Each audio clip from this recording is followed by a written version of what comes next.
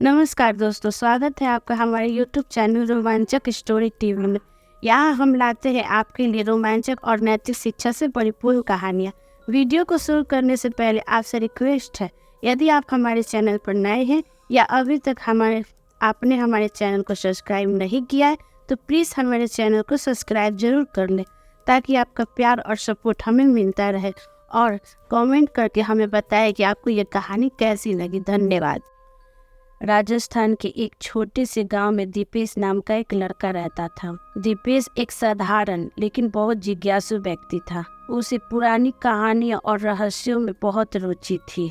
एक दिन गांव में एक बूढ़ा साधु आया। साधु ने गांव के लोगों को बताया कि पास के जंगल में एक पुराना मंदिर है जो कई वर्षों से बंद पड़ा है। इस मंदिर के बारे में कहा जाता था कि वहाँ मृत्यु का अभिशाप है। जो भी मंदिर के अंदर जाता है वो वापस नहीं आता। दीपेश की जिज्ञासा की चरम सीमा पर थी। उसने सोचा कि वह इस रहस्य का पता लगाएगा। एक रात जब चांदनी रात का अंधेरा घना हो चुका था, दीपेश ने अपनी मशाल और एक लाठी ली और उस मंदिर की ओर चल पड़ा। गांव वाले उसे रोकने की कोशिश कर रहे थे, लेकिन उसकी जिद के आगे किसी की न चली। जंगल में प्रवेश करते ही दीपेश को अजीब सी आवाजें सुनाई देने लगी। पेड़ों की शाखाएं जैसे उसे पकड़ने के लिए झूल रही थी। हवा में एक अजीब सी ठंडक और सन्नाटा था, लेकिन दीपेश ने अपनी हिम्मत नहीं हारी और मंदिर की ओर बढ़ता रहा। आखिरकार दीपेश उस पुराने मंदिर के पास पहुंच गया। मंदिर बहुत ही पुराना था, जिसे देख के ही डर का आभास हो रहा था। मंदिर का दरवाजा बहुत बड़ा और भारी था, जिसे खोलना आसान नहीं था। दीपेश ने पूरी ताकत से दरवाजे को धक्का दिया और दरवाजा धीरे धीरे खुलने लगा। अंदर का दृश्य बहुत ही भयानक था।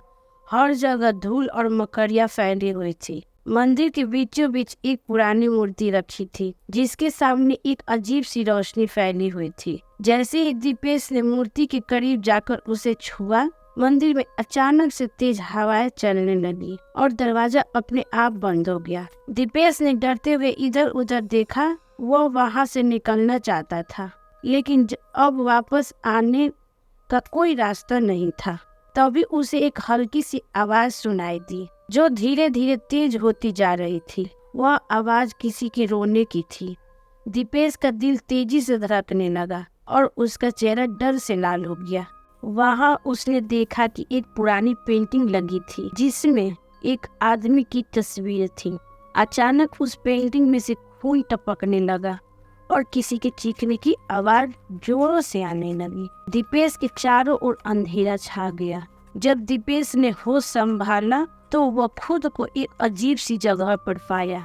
चारों ओर कब्रें थी और एक भूतिया सन्नाटा था। तभी उसे महसूस हुआ कि उसके पीछे कोई खड़ा है। उसने पीछे मुड़कर देखा तो एक भयानक आकृति खड़ी थी। उसकी आंखें जल रही थी और उसके चेहरे पर एक डरावनी मुस्कान थी। वह आकृति धीरे धीरे दीपेश के करीब आने लगी। दीपेश ने भागने की कोशिश की, लेकिन उसके पैर मानो जम से गए थे। वह आकृति दीपेश के करीब आकर बोली, तूने मेरी शांति भंग की है, अब तू भी इस अभिशाप मंदिर का हिस्सा बनेगा। दीपेश की चीखें जंगल के सन्नाटे में खो गई। अगले दिन गांव वालों ने मंदिर के पास दीपेश की लाठी और मशाल पड़ी हुई पाई, लेकिन दीपेश का कहीं कोई पता नहीं चला। गांव के लोग कहते हैं कि अब वह मंदिर और भी भयानक हो चुका है। जो भी उस मंदिर के पास जाता है उसे दीपेश की चीखें सुनाई देती है। गांव वालों ने उस मंदिर के आसपास जाने को ही मना कर दी। दीपेश का क्या हुआ,